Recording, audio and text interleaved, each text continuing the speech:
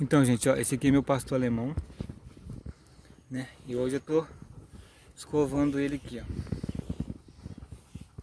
Escovando ele para ele ficar bonitinho.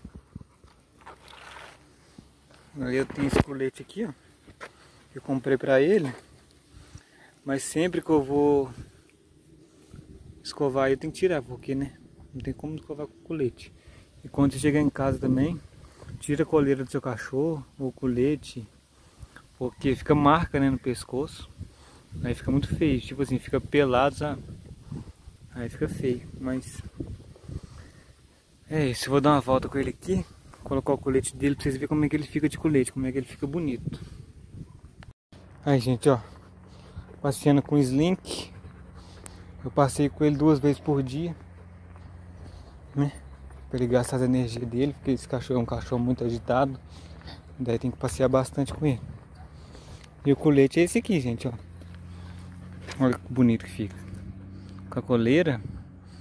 O pessoal, todo mundo que me vê na rua pergunta: é policial? É policial? Eu falo, é. Porque ele é policial mesmo. Aí, todo dia eu venho aqui, ó. Principalmente aqui nessa parte traseira dele aqui. O pelo embola bastante. Aí tem que dar uma escovada, né? Pra ele ficar bonitão. Né, gente? Aqui, ó. Olha que bonito o cachorro.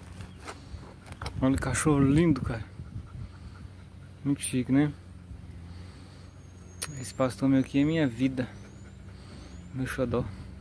A gente foi abandonado por uma mulher. Mas vida que segue, né?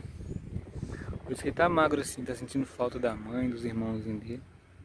Mãe humana e os irmãozinhos dele é irmãozinho cachorro. É isso. Mostrando aí um pouquinho. Tem que estar sempre escovando ele para não ficar pelo caído dentro de casa, sabe? Porque a escova na rua é melhor, deixa o pelo na rua mesmo, não tem problema. Mas é isso.